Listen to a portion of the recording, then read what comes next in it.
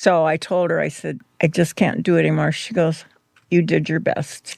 I never lost somebody close to me like that even. It took me months to recover. Welcome, Woven Ones. This is Generation Woven, where the voices of 3 generations blend into one tapestry of truth, laughter, love, and life. There's an invisible thread that ties us all. Through the rises, through the falls. We are stronger when we stand as one. Together shining like the sun. Some of you are raising children, and some of you are raising parents, and some of you are doing both. It's called the sandwich generation. And you know what? The sandwich generation is tired. Caretaking is love, and we love our children, and we love our parents. But it's also grief in slow motion. Today, we are creating space for those special caregivers, for the unseen labor, for the emotional weight, for the quiet exhaustion. We want to tell you today that you are not alone. We see you. We know that caretaking is love and grief all at the same time, being in the middle of different generations, taking care of everyone. Roles shift, daughters become nurses and advocates, and the emotional labor is often unseen. It's behind the scenes. But we know that caregivers, they need love and they need care as well. So when we started this episode, I can tell you honestly, I didn't want to do this one. I just didn't. It's hard.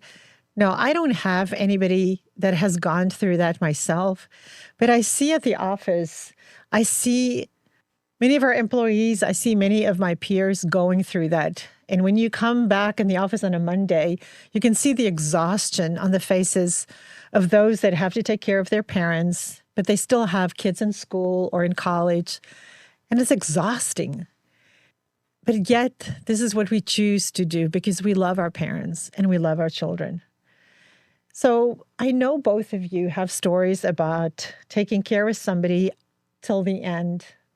So Tasha, I know your story might be a little bit different than Judy's, but can you tell us a little bit about your story? Yeah, I have a few of them. And, you know, when I lost my grandma, that was really one of the first people that I was closest to that had passed. So we weren't unbelievably close, but I had spent time with her over the, 5-6 years prior to her passing more frequently than I had as a child. And she was my last grandparent as well. With her, my dad had called me. They were living in Florida, and he's like, I think it's close with grandma. So I was like, do you want me to come down? He goes, yes. So I flew down there and I spent her last 2 weeks taking care of her and making sure that she got everything she needed and dealt with the doctors and dealt with hospice and did all of those things. And in those 2 weeks, right, like hearing stories from her and just getting more and more connected, even though it hadn't been like we were close, for years, it was just we had gotten really close over the time. And then I spent those 2 weeks with her. So after those 2 weeks where I never lost somebody close to me like that even, it was my very first loss in that aspect. It took me months to recover. Over 6 months, I was still thinking back to some of the moments or some of the concerns, or like, did I do that right? Like I was questioning things almost like it was my fault on something, but she was 90, I think she was 92. So she lived a very long life, but being close, right? And me being just a short time, I also saw my mom with her long-term boyfriend who ended up getting cancer, and she was taking care of him in his final years where he went from the man he was to what the cancer had done, and just seeing the stress that my mom was under and trying to help her, right? My sister and I both helped her.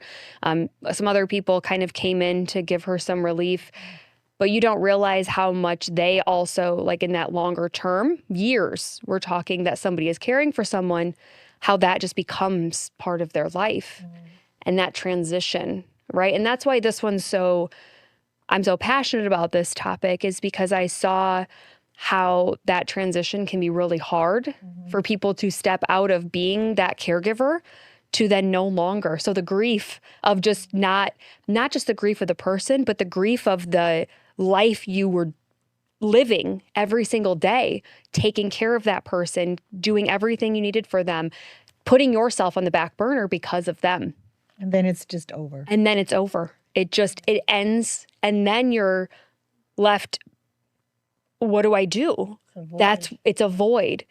And the resources that are out there are incredible, right? We'll have a resource guide to give from our website as well on here, but hospice and those types of companies, like the heart that the women have that are hospice nurses, and the support that they give, the grief pamphlets, the who to contact, the how to, this is normal, or like, this is what you're going to experience, and how much they talk through that.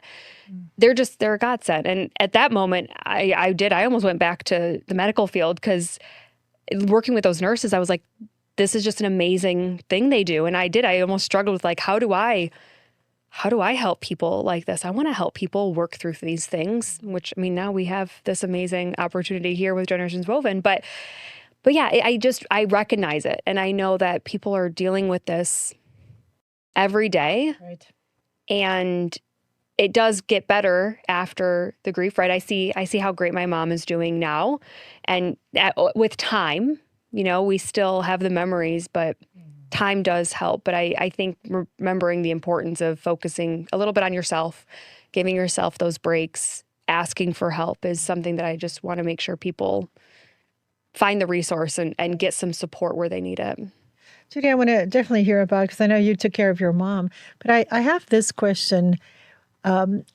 Death is part of life.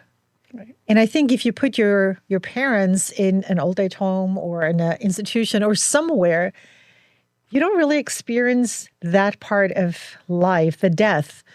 I think when a whole family goes through that experience with you in the house, it does something to you. It prepares you for life in a different way. And I always say people that live on a farm, they see life and death every day, and it makes them stronger. So I'd like to say, living as long as I have, I see such a change in what I see as the norm. When I was a child, you didn't think about the first thing you did was to put your parents in a nursing home. It was the norm. They stayed with you until you in physically couldn't do it anymore, right? Or they passed away. That does not appear to be the norm anymore to me. And I get it, because it used to be the moms were at home, taking care of the kids and cooking and cleaning, and they were homemakers. Well, today, I don't know very many families that the mom stays at home. True. And so you got both people working. It's a matter of the shift in how we live our lives that I don't think it's always a first option to take your parents in. So saying that, my mom was 44 when she had me, so she had gotten up there in age and had several strokes. So I took care of her a couple times, and then she rehabilitated and got back in her own apartment. But then she had some more strokes, and so we made our downstairs family room into her own apartment, put a stair lift in. So her friends could come and visit, and my 5 little rugrats wouldn't be underfoot, getting in the way when Grandma had visitors. But I remember one time, I got to tell this, here I am with a new baby, nursing a new baby, getting dinner on. I'd ask Mom, do you need anything? You got water? You need a Kleenex? You need, all these things. Nope, I'm good. So I went ahead and started cooking. The minute I started cooking, evidently the baby smelled food and thought it's time to eat. So she started crying, and my mom, and I'm going to tell you right now, if you take care of your parents, do not give them a bell to ring if they need some. I'm just kidding, really. But my mom gave me a bell when I would be sick. Yeah. Well, my mom, the minute Okay. everything would be humming in the kitchen and sitting down to nurse the baby and ding, ding, ding, ding, ding. I wanted to put that bell where the sun did not rise. It's like, oh my gosh, God love her. But I'm just kidding now. But no, it's very difficult. And she stayed with us until about 3 months before she passed away. I physically could not do it anymore. My husband and I had divorced. I was going to school. I had home health come in. I took care of her every need before I left, and in the morning, and they came in at 11, and took her to the bathroom or whatever, and got her lunch, and took care of her. And then I would get home about 3, so I was able to take care of it for as long as I could. But then she got to the point of no weight bearing, and I physically could not lift her on my own. And I had told her, I said, Mom, I'm going to do this as long as I can, but you have to understand, when I physically can't do it anymore, you're going to have to be accepting of that. And she goes, I understand. So I told her, I said, I just can't do it anymore. She goes, you did your best. So put her in a nursing home, and every morning I'd go see her. I think I missed 2 days in the 3 months she was alive. But the one thing I can say to anyone that's even thinking about bringing your parents home, live your life so you don't look back with regrets. And when you live your life that way, I can actually say I can look back with my mother. I have no regrets. I did everything I could for her. And, it was difficult at times, but I have no regrets. And that's the only kind of wisdom I can hand to everyone. Taking care of an elderly parent isn't for everyone. They're not cut out for that. And it's no different than some people can't work in the medical field. It's not their thing. Yeah, they don't.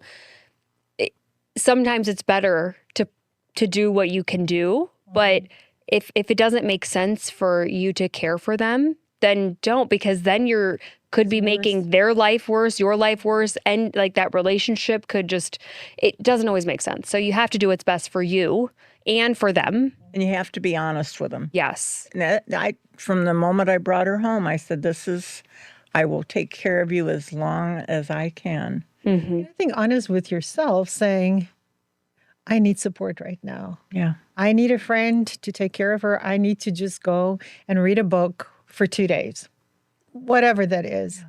But be honest with yourself and with that person. If you take on the philosophy of living your life and making decisions, and it takes some maturity to do it, is making decisions so you don't have to look back with regret. It's huge. And not just about your parents, but in life in general.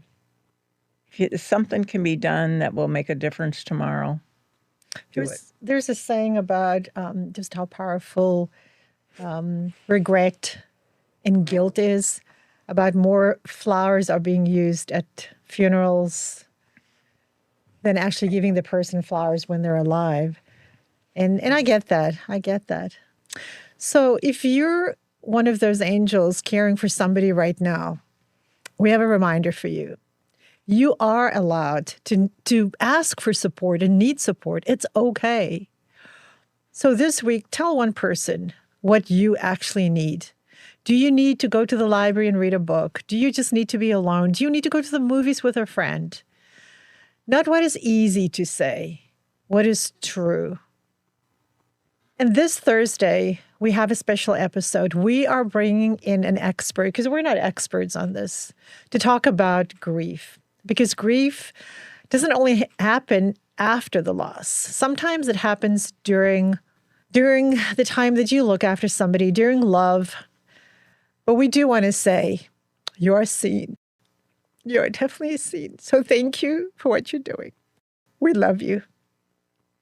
And until next time, God bless you. Invisible thread that ties us all.